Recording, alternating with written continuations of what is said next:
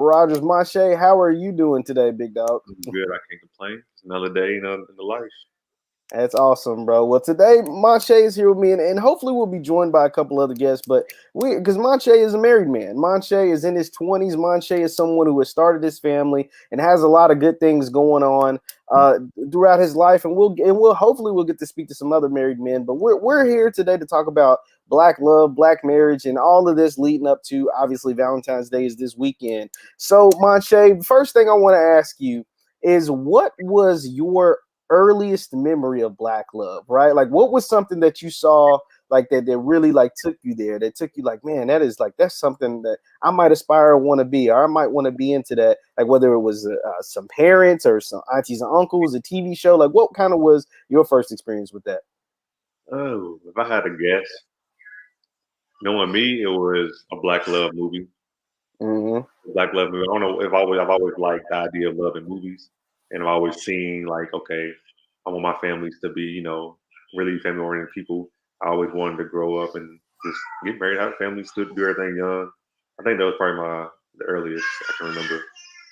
That's awesome, bro. That's awesome. See, for me, it was the image of my grandparents. Like Mm. my grandparents, I think were the first people that I saw that I was like, dang, like that is real, like Black love. Both the Jacksons, Ethel Jackson, James Jackson, those were the two people that I saw, and I kind of like, man, like this is what love that can stand the test of time kind of looks like. And so that was something that I saw at a very early age. And I saw a lot of movies. I really liked Fresh Prince. Fresh Prince, you got that like Black love image. That was something that used to be on repeat all the time throughout my household. So that was something I was really tuned into, and something that really like caught my eye. So Manche, you're 25, right? Like were you 25, 26? 25. 25. Manche, what is it like, man, being a 25-year-old married man with a child? Like you're a family man, bro. Like you're 25. Like you know what I'm saying? We used to hoop at the park, down at high school, and now you were like literally a family man. Just kind of walk me through that experience, what it's like for you. I don't even. I was never a person to put age on love. Anytime you was in relationships in high school or middle school, whatever, parents were like, "Oh, you don't know what love is. You don't know what that is." Blah blah blah.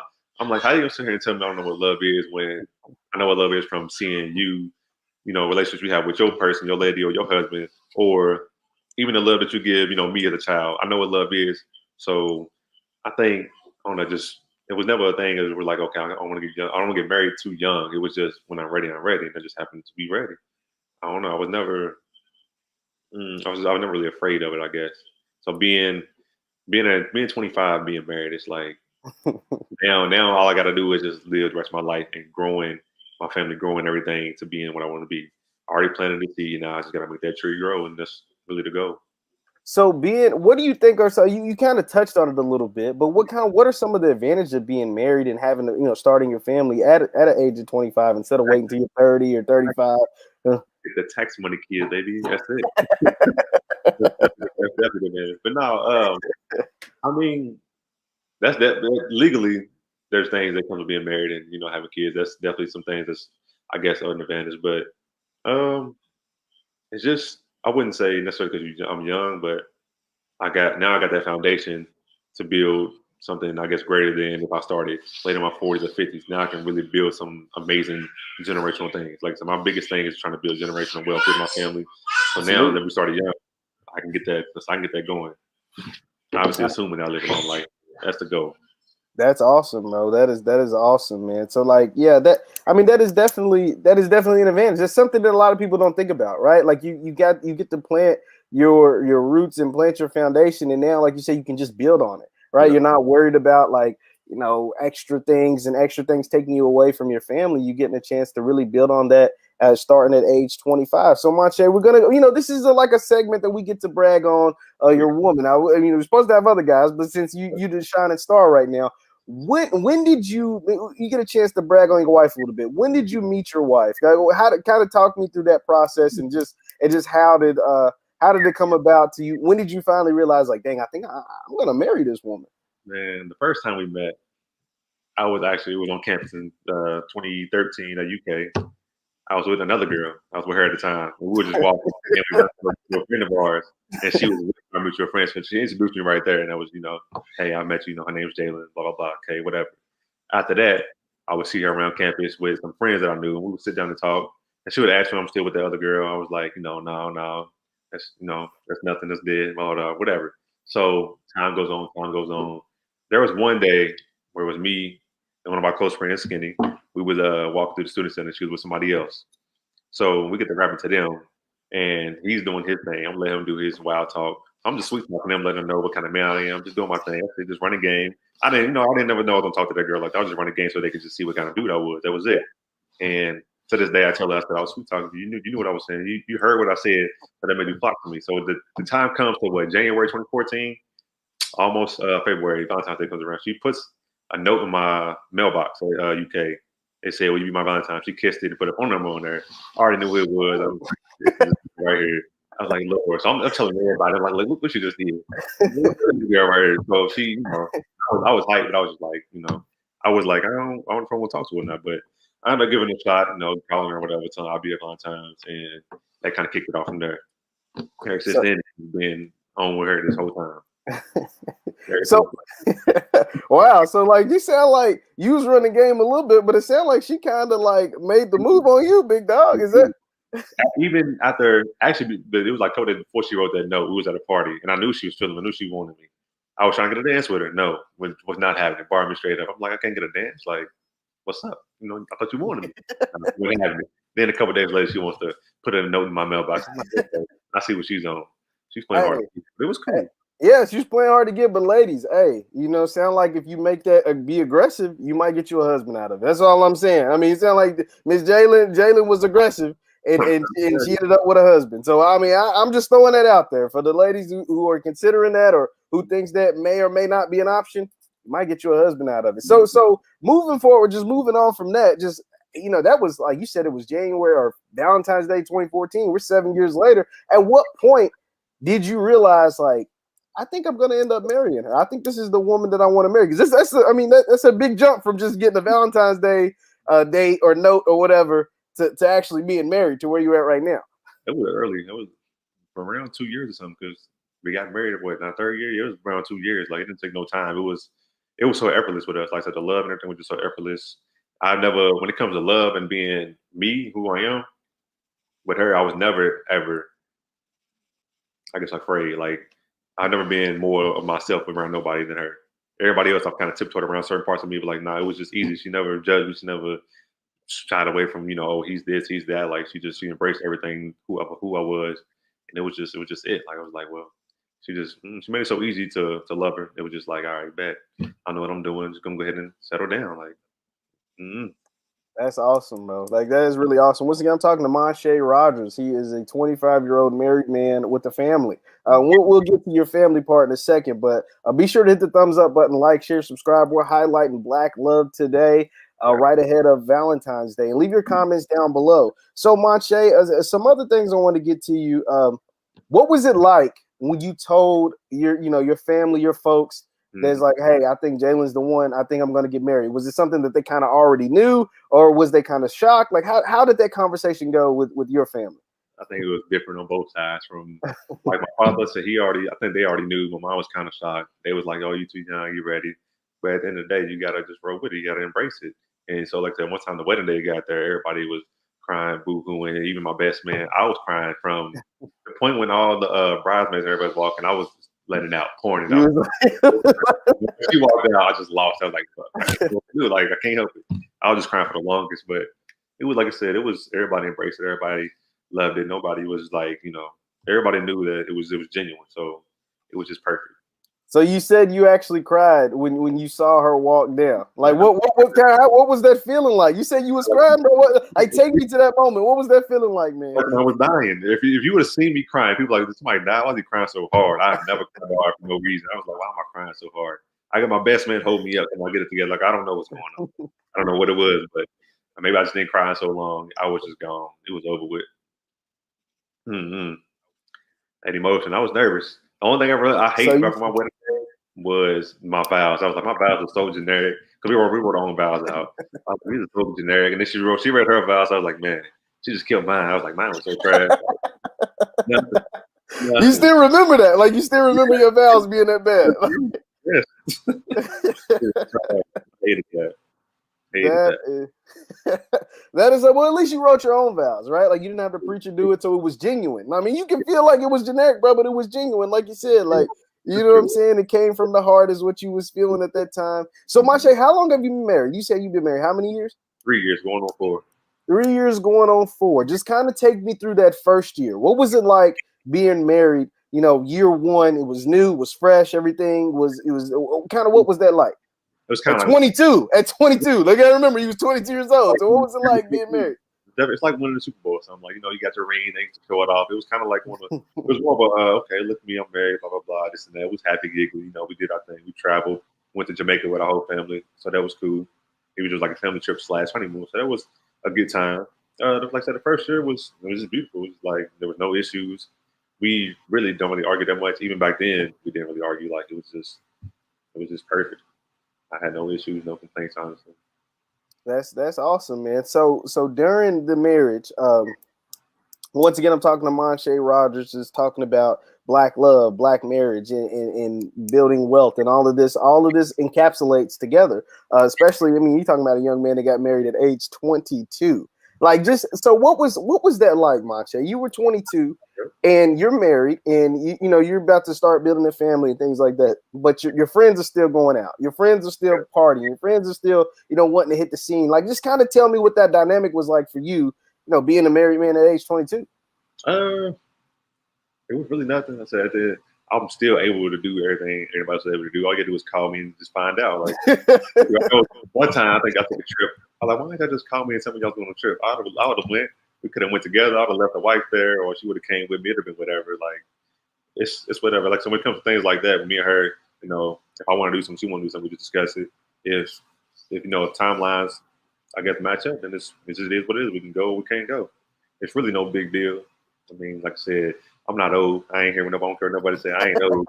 You only get old when you act like it. I ain't with Yeah. it. Nah, that's facts, man. That is facts. Like, I mean, no, I can't imagine, because like being married and having a bunch of like single friends that still want to go out, still want to party, still want to, like, yeah, you can still go out and still do your thing, but it's like limitations, right? Like there's certain things, obviously, there's things you can't do. Like, you don't want to be disrespectful. You have a wife, you have a woman, you can't, like, you know what I'm saying? You know what is and isn't acceptable, right? Like, what is cool, what isn't cool, what should go down, what can't go down. Like, all those things, I'm sure it still applies to you as well, right? Yes, of course, 100%.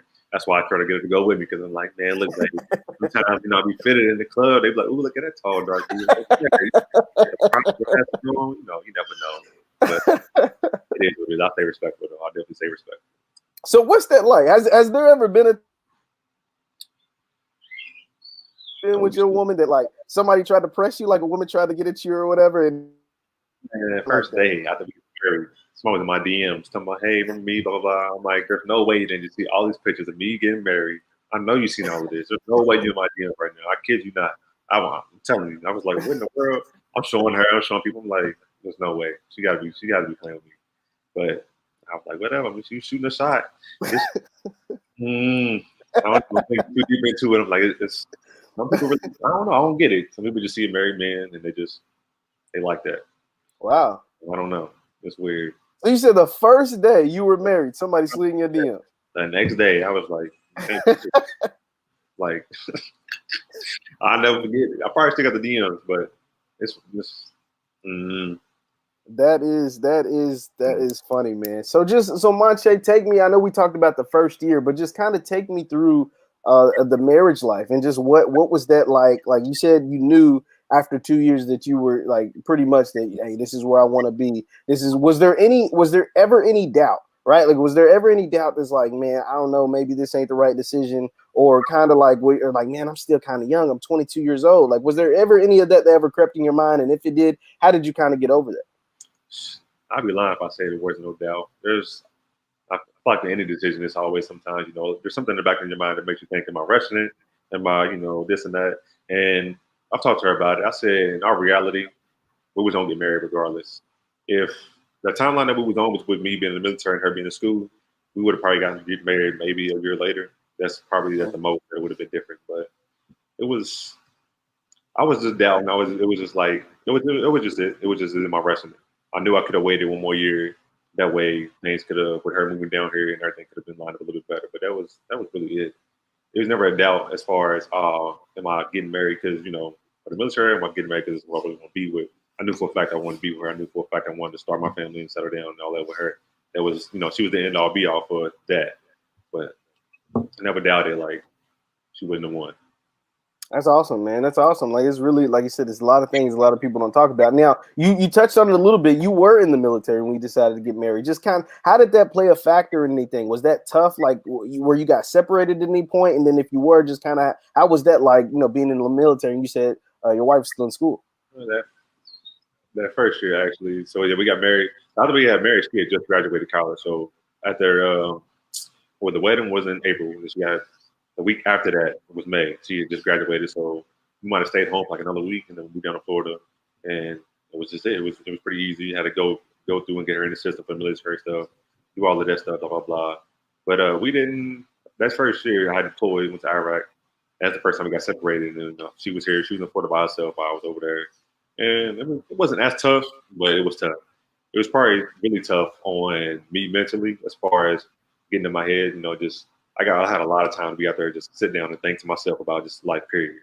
Mm-hmm. So just had a lot of negative thoughts. I had positive thoughts too, but it was a lot of just stuff, period. I was just like, man, I need to let certain things go, blah, blah, blah. It was tough. It's hard to explain. It's kind of like just being in solidarity. Like I was used to being where I was used to, confide in her, talking to her every day. But when I get whatever, we're in different time zones, we got, different schedules. We're not talking as much or as frequent. So it was kind of like, so we ain't talking. It's just me sitting there, just thinking to myself, just thinking about anything. Just like you said, those were times I'm doubting certain things. I'm like, did I do the right thing? Did I, that goes on, but that even goes all the way back to me. That I really, did I join the military? Like, why did I do that? This and that. It's just, I was just debating everything. You just had a lot of time to think and a lot of time to. It really sounded like it was on your mind a lot, man. Like that's like, I mean, that sounds.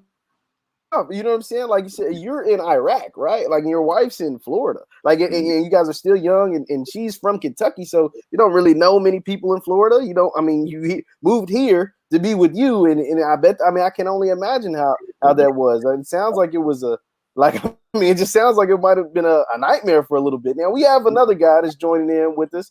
This is Mr. Marcus Stubbs. Marcus, how are you doing today, buddy? I'm doing well, brother. Thanks for having me. It's no problem. It's no problem. Once again, I am here talking to Marcus Stubbs and Monshe Rogers, and we're here highlighting Black love. This is a Black love panel. This is Black men speaking to brag a little bit about their wives. Both Marcus and Monshe are both married. Marcus, how many years have you been married now? I've been married for 1.5 years, so June 7th, 2019.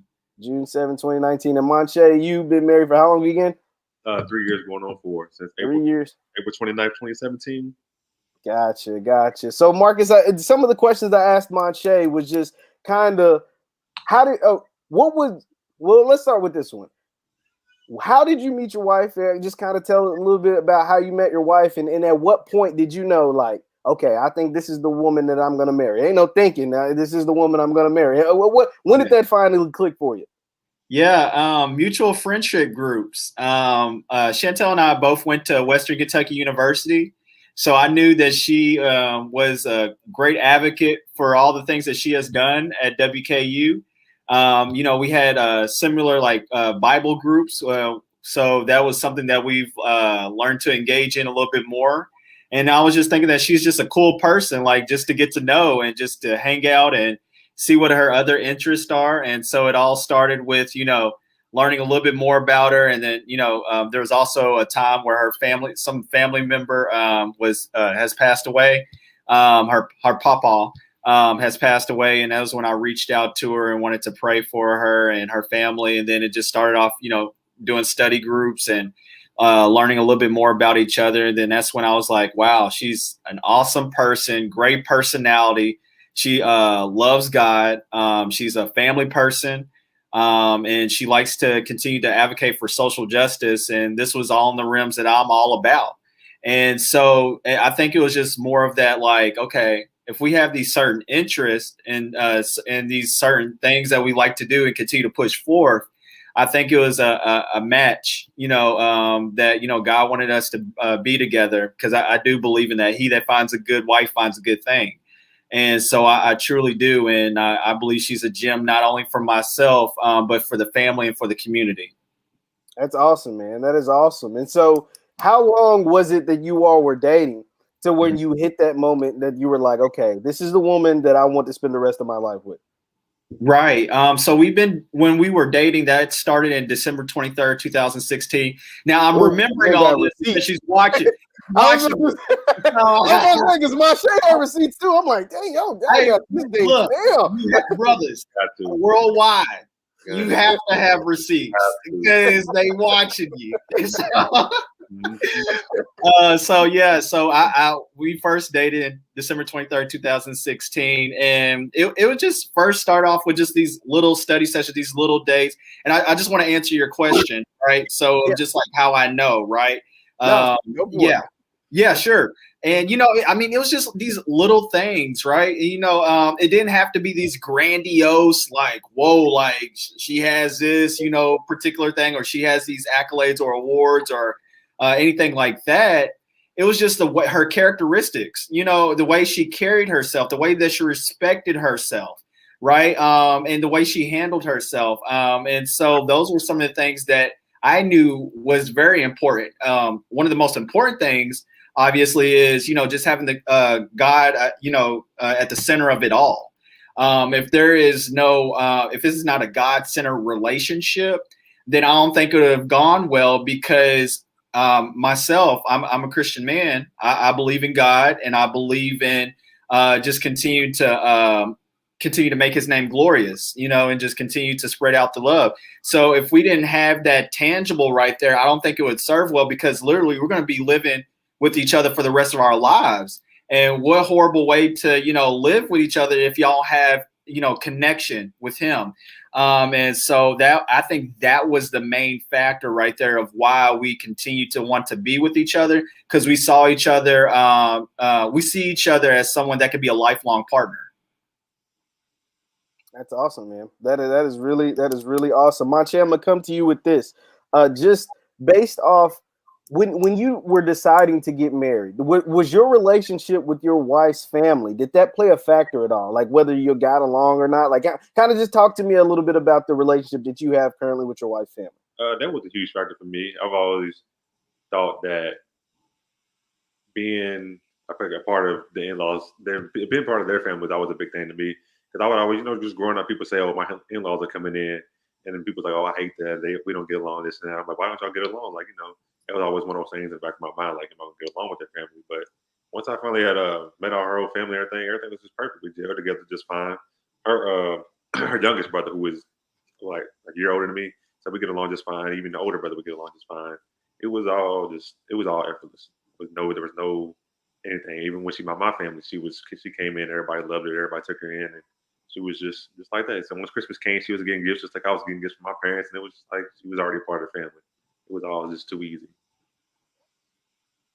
That's awesome to hear. That's really great, because like you said, that matters. So, when you watch movies and you see different things, the people hate their in-laws. They hate when they come into town. They hate going to see them, and it's just like, dang, like I can imagine having that relationship with your wife's family, with your in-laws is important. Marcus, I'm going to ask you this because I asked Marsha this earlier. What was your family's reaction? Because Marcus, you're in your 20s too. Like, I mean, you guys are married in your 20s. What was your family's reaction when you came to them and was like, "Hey, I'm going to marry Chantel. I think I'm about to propose, like, whenever I do it, but this is what I want to do." Kind of, what was their reaction to you?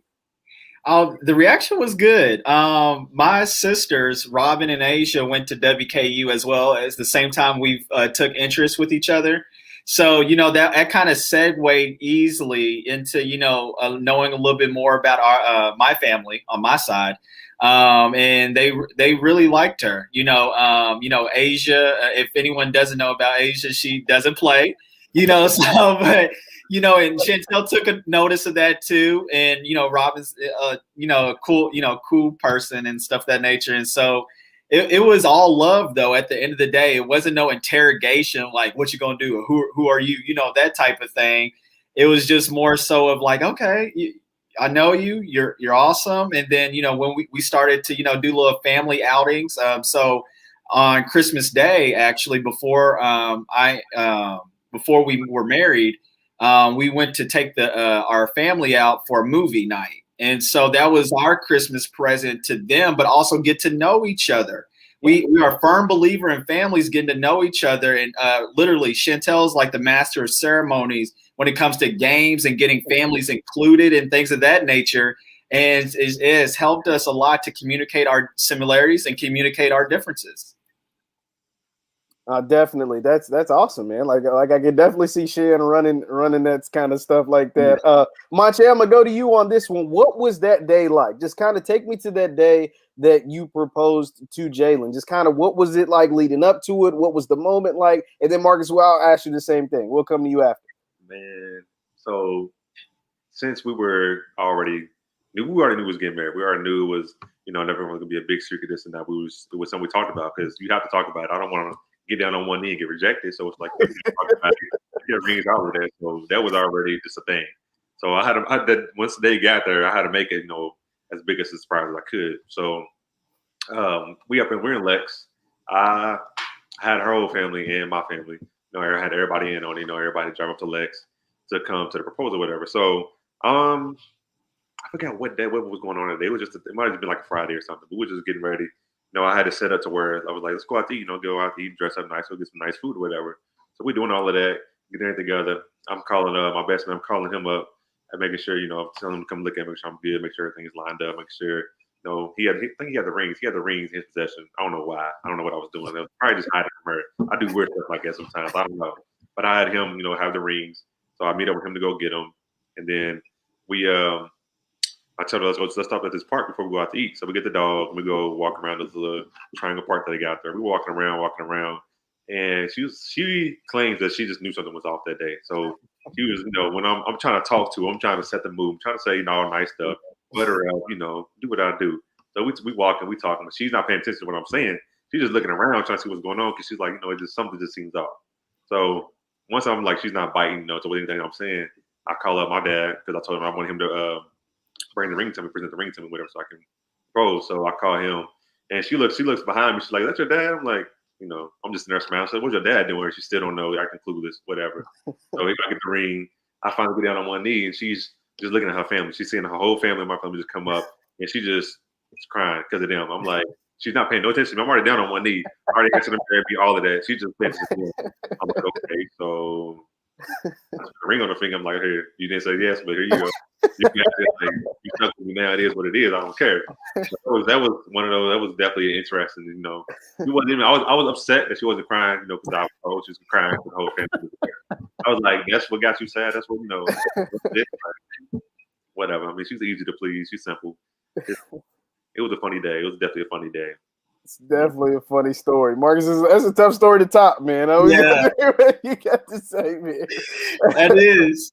No, it was kind of, I was in that same type of that mood, like a little bit like nervous, but she also was peeping in a sense. I just don't know. Women just know. They know. They just know as no matter how smooth you are, no matter how relaxed, or if they see one little look, one little smirk, or a look, they gonna know something. They gonna figure it out.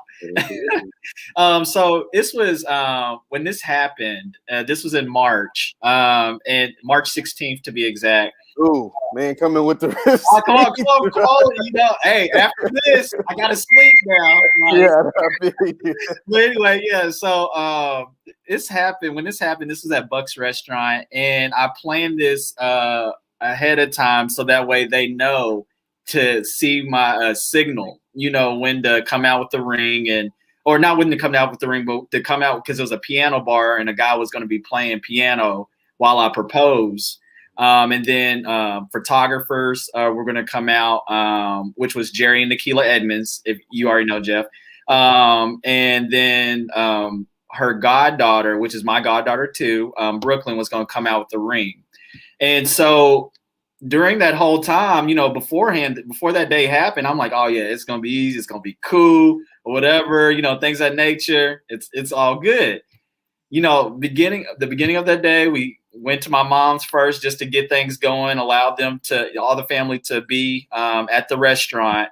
And for some reason something was off. My sister I guess forgot something or was doing something, and she was the one that had the ring to give to the restaurant. And Chantel and I are on time people. And so that was the first thing. So when it got close to time, I'm like, what's going on? Like, out of here. You know what I'm saying? Like, go ahead, and so I gave her grace, and I was like, okay, that was the first thing Chantel noticed. And then as we were we were going on our way to Buck's restaurant, she was actually driving because I didn't have a car at that time. She had the car. And so I said, hey, let's stop at the gas station first because I forgot to get something. And she's like, we need to go to a gas station first before we go to a fancy piano restaurant bar. And so I was just like, I don't know, I just forgot. So like, can we just stop real quick just to give my people some time? Yeah, just to get them to hurry up. Like, yeah, we're all time people, just out of order. Yeah. And so as we got closer to Buck's restaurant, I texted my sister Robin just to say, hey, give me a call so that way y'all can go ahead and sneak in to the, because that was the only door was through the front entrance. And so they had to go in while we were in the parking lot. So she could, I kid you not. So I just like, okay, I called her. I was like, oh, just hold on for 1 second. Mind you, we're almost like 2 minutes to, sit down. We had to be there. And so she's like, okay, go ahead and give a call, whatever. And so I was on the phone while everyone was tiptoeing to the door. And so we were on the phone. Then that was it. And then, and then when we got in, everything was like, okay, I winked at the person that was supposed to go ahead and do the piano, and everything was good at that time. And then she started crying, and that was that. So it was a blessing. Yeah.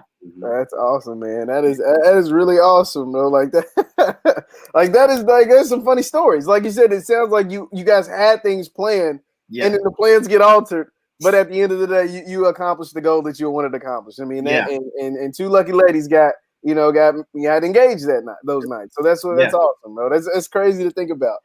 Marcus, I asked Mache this earlier, but just you've been married for a year and a half now. Just kind of talk me through that first year and a half, how that process, how that's been for you, and just how the married life is treating you so far. Yeah, I would like to talk about the point of communication. I think that's very, very important because we're coming from two different sides of the family, two different cultures. What's our home style like? What's our lifestyle when engaging in different things and different initiatives? Yes, we may have known each other from the outside in, from some time at WKU. However, we don't know the day-to-day routine that we have been a part of since, back in Louisville, because we're both from Louisville. So, so that was one of the biggest things. And just learning how to, communicate in the midst of a pandemic. That is a whole nother beast that no one has, gone through from generations past, I don't know, in a lifetime. So, so that was definitely interesting just to see our work pattern, just talking through things and how to continue to strategize and get things going. So I would say communication and not look at arguments as negative. When you have a type of, situation where you're having a conversation and, arguing a point, that's the simple fact of it that it is. It's arguing a point. It shouldn't be looked at as something negative. It should be looked at something as a learning experience. It should be looked at as, okay, a listening experience too. And then saying, okay, if this is happening, then I need to do this in order to understand what you're going through, and not being ashamed to ask more questions because there may be some root causes of the situation. So I would say communication is very important, and always giving 100 and not 50-50. Always. Mache, did you have something to add to that? I didn't know if you had something. No, I would just listen to that. I mean, like you said, the communication is really, really important. I had a conversation with my parents about a month ago. Because me and my wife, it wasn't, like I said, it wasn't really an argument, but it was just a week that we had. We just had a bad week as far as communication that went. And during that whole week, I was really into my head. I was really thinking like negative things. I was like really getting in my head about certain things. And I was like, I would just sit down thinking. I was like, why am I thinking this way? I was like, as men, a lot of times when things aren't going a certain way with women, we tend to overthink things. We tend to plant things in our minds, and it just grows. It grows. It grows to something that it's really not. And I'm like, why am I doing it? Like, there's no reason for me doing it. I need to sit down and talk to my wife and get it actually figured it out. And once we actually talked, everything was just perfectly fine. I was like, clearly that was just me just overreacting. And same thing with her. She was, she's had a bad week at work, but she never communicated that to me. She would have communicated that I would never have these thoughts in my head. But communication is key. It's always going to be worked on with anybody. I don't care how long you've been with somebody. I don't care how well you know somebody. Communication is always probably the biggest thing you really have to, I guess, focus on in a relationship.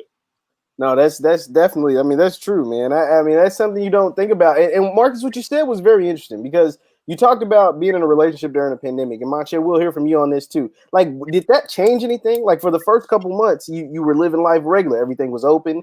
You were going to work regularly or going to school or whatever you were doing, and then everything shut down. And then you're with your wife or you're with your person for a very long time, for an extended amount of time. Just kind of talk to me through how like pre-pandemic being married and then during the pandemic, how some of those roles might have changed. Everybody's at home more often. Just kind of talk me through that a little bit. Yeah, like I've mentioned earlier, we're pretty much, we would like to say we're very organized and structured people. So time schedules is everything for us. And so when it comes to having that time schedule, we have to carve out space, especially when we're doing work from home. Like, okay, this is what I'm going to do at this time.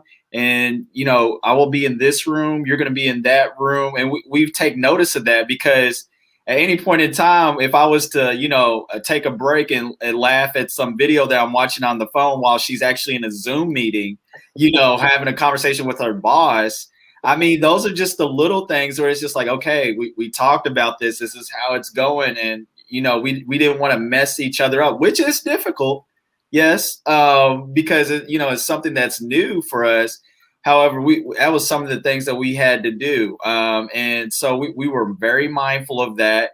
We were mindful of when we're, actually taking breaks and that we're taking, breaks to actually reflect on our work, on our own and stuff. So we had to mention that, okay, there's a start time to doing work, but we also have to find a finishing time, because what I've found out in my experience is that I keep going sometimes a little bit past 5 because it's just like you can do whatever you want. You're in the comfort of your home. So you can just like literally go to the kitchen, whatever you want to do, and cook you up something. So really time has lost its sense of value because of, a Tuesday can feel like a Thursday or Friday, and so we have, just staying in that order, being mindful of each other's schedules is very important in order for us to continue to do what we need to do in the midst of this pandemic.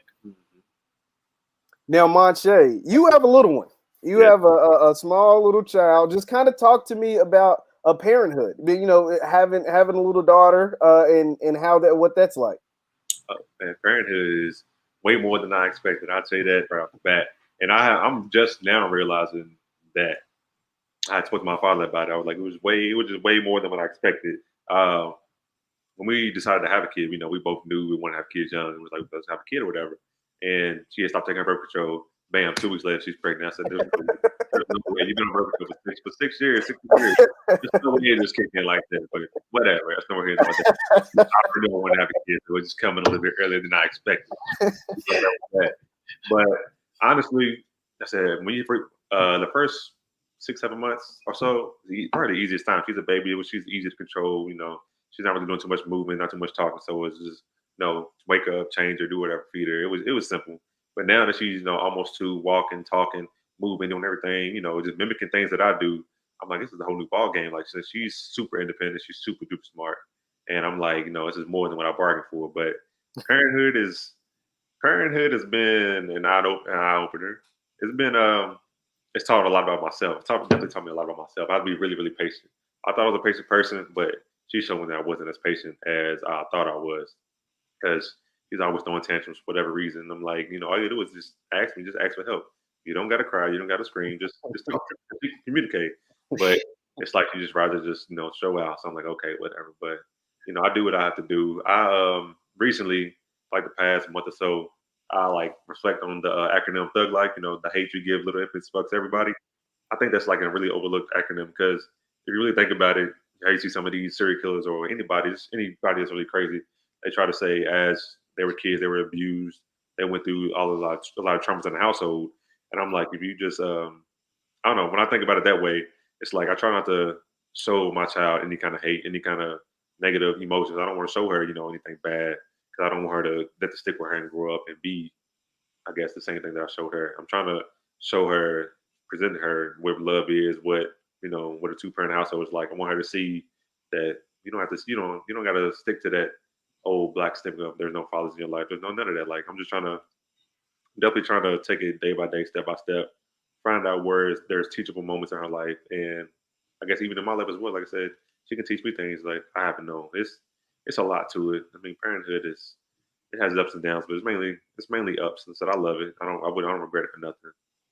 Now you touched on the topic, and Marcus, I'll come to you on this. You don't have a child, but you're married, and so the foundation is there. So how important is that to have a foundation, and not to knock anyone that didn't have or whatever, what I'm saying, like we all lived through it, but how important, Marcus, is it to have that foundation when you decide to bring a child in the world, kind of like what Manche has? I'll come and get your opinion next, Manche, but Marcus, for when you decide to have children, like how important is it that you have that relationship with you have a wife, and when you choose to go that direction, that is something that the foundation the child is coming into? Yeah, I believe foundation is very, very, very important. Despite what any negative stereotypes are against any two-parent household. There is a lot of media that talks about and glorifies single-parent households, which, in this case, and I think is one of the most important pieces of this video, is to say that, hey, a family is very important. A foundation is very important because, again, in my belief, that a family is the first ministry, right? You can't take care of other things like work and your friends and things of that nature if you can't take care of home. You can have this house, right? If we can just paint a picture here, you can have this house or whatnot, but is it really a home, right? Is there a foundation that's laid? Is there somewhere there's peace, right? And there's time where you can love, in the words of J. Cole, love yours, right? So I'm about to steal that, but that's one of those things that I believe when it comes to having that foundation in the home, is because you never know when your time is up, or you never know when, anyone else's time's up, and then it'll be too late. You have to, continue to give it your all, because I believe that you're making an investment. You're being a good steward of the seed that you planted. So if you're making a choice to be with someone till death do its part, then make sure that you're investing your time. Make sure you're investing your treasure, your gifts into that person, to pour into that person, because one day that gift will have a return of investment. That's where you'll have, if you want food cooked for you, or if you want, if you want something in the future, what I'm saying? I'm gonna keep it G. But anyway, but it's a lovely thing. It is a lovely thing. It's a beautiful thing when you take time to invest, so that way things can multiply in the future. No, that's awesome. I mean, you're absolutely right. It's something that I know that is very important. Those kind of values are important. Manche, just talk to me really fast, like how, like you touched on it a little bit, but having you right there in the house, like how important you think that is for your daughter, right? Like your daughter will be able to say, like, both my, I go home, because we get a lot of stereotypes in the black families. Either there's no daddy in the homes, there's mama's raising too many kids by themselves, and all these kind of things. But when your daughter goes home, when she grows up and to go to school, and she goes home, her dad's right there. He's picking her up from soccer practice or whatever, right? Or when she goes home, he's going to be there. Just talk to me about the importance of that, and how how that makes you feel, because you know that you'll be there every step of the way. It's obviously super important. I said, like, both being there. There's a huge dynamic between mother and father. You get two different kind of loves from mother and father, in a sense. Like, kind of like bad cop. I mean, she don't come to me and ask me, "Hey, Daddy, can I get this? I might say no. She go to her mom, say yes, whatever. Like, without her having two parents, whether it's a mother or father, she's gonna be lacking in a certain kind of love that the other parent can't give, I guess. And I don't know, it's tough. It's really really tough because I don't want to get too deep into it because like my sister, my oldest sister, but she's younger. She's what 22 or whatever. She before my dad was in prison. Before he had came home, I can see the effect that my sister's father, our old stepfather, I can see the effect that it had put on her. What kind of woman she was. Seeing my mom get beat on, all this stuff, blah blah blah. I can see the difference between she's seeing, this is the love that my mom's getting from whoever the person that she never, that didn't give birth to me. She's seeing all of this non-crap. But when it comes to, I guess, her father, she was taught, once she moved in with him, she was taught something completely different. She was shown a different kind of love. She was shown the right kind of love that was needed, what kind of man she should look for, whenever she gets older. She was shown just everything. It was just a whole different thing. It was a whole different ball game. I don't know. It's a lot. I don't went off to other different things.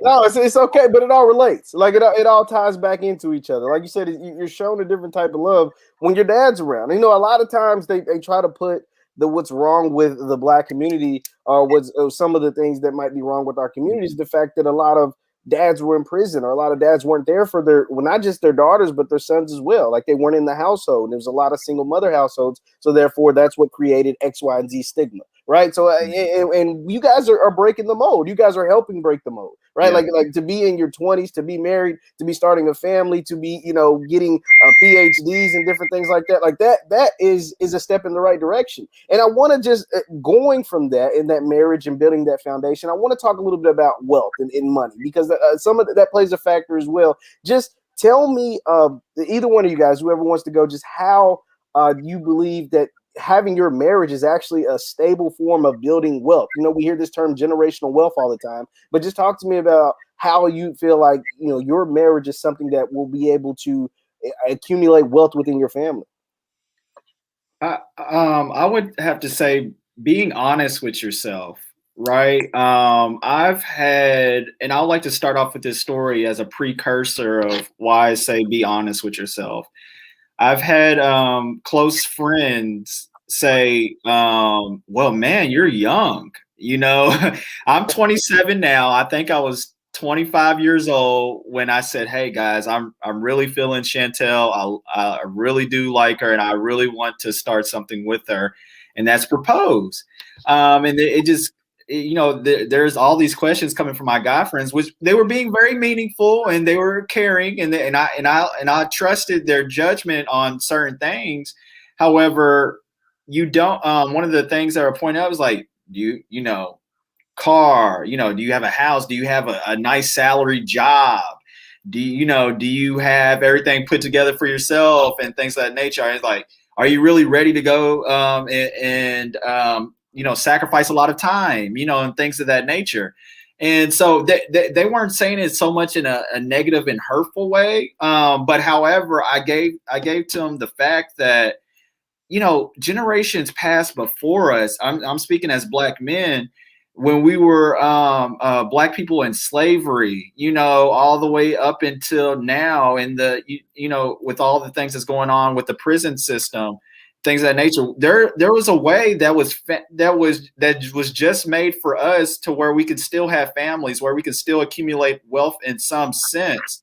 And they were young, some were very young and had children, but they still provided. There was still some provision.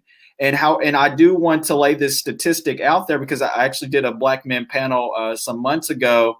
And one of my colleagues was saying that Black fathers are around more than any other father here in America. I would definitely check the facts on that. And I would say that a lot of media and the isms that are out here in this society is what's trying to pressure people to think that Black fathers are not doing their jobs. I've watched a video of a Black father who was with his daughter, at a gas station, taking care of her and just getting her something to drink. And then a white lady just came up to her and was like, I think that's just so amazing. And he was kind of confused, and he wanted clarification. And she was like, yeah, well, I'm glad, this is great that you're with your daughter. And so just these true lived experiences that had just been molded into the minds of people to say that Black men are not doing their part is a lie. Because of all the things that have happened, especially with, the new Jim Crow. If you haven't read that book, The New Jim Crow, Black men are heavily targeted and going to the jail system. So that just what we're talking about here, that breaks down that family system of us actually being able to go into our families' lives, police brutality, things of that nature. People need to check the facts before coming for us, pretty much. Yeah, absolutely. Absolutely. That is so fellas, I don't want to take too much more of your time. I just have like one or two more questions and then I'll let you guys go. You guys have been awesome. Once again, I'm talking to Marcus Stubbs. Marcus is actually a PhD student at Bellarmine, and Monche is in the Air Force. So we were talking to two young, solid brothers that have a lot going on for them. Be sure to hit the thumbs up button, like, share, subscribe. Now, this one is for you, Marcus, and you touched on it a little bit, and I just want you to dive into it just a tad bit more. You talked about religion and how that played a factor in you choosing your wife, right? Like, in you really being able to be connected to her. Just kind of talk me through, like, how your religion, how your faith actually guides you and guides your relationship moving forward. Yeah. First of all, when I choose this scripture just to know a little bit about the virtuous woman. Now, you don't have to use this scripture just to know like what it all means to, actually have a great woman, because it is led truly by God. I'm a Christian man, and the scripture is Proverbs 31. I would like for you to definitely do your research and look into that scripture about a virtuous woman. But other than that,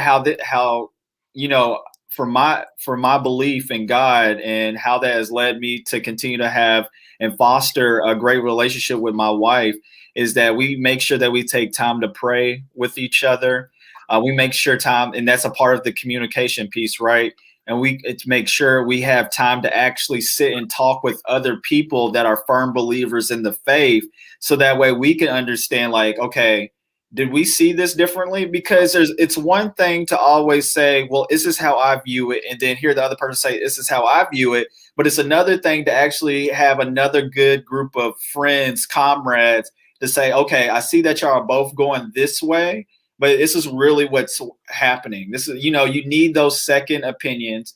You need other firm believers around you. And it's okay to, have a date night with other firm believers in the relationship, because we're all in this together. It shouldn't be a one person thing.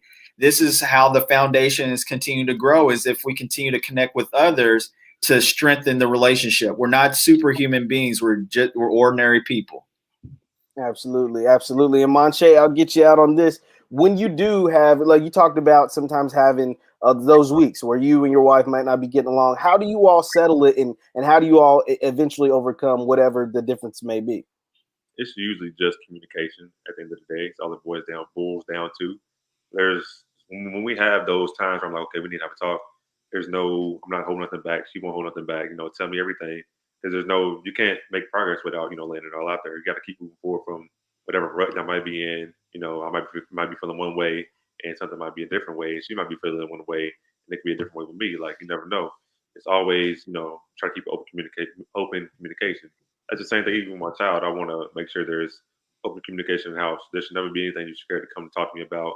I'm gonna tell you, what I think I'm gonna tell you what you need to hear. I'm not gonna sugarcoat it.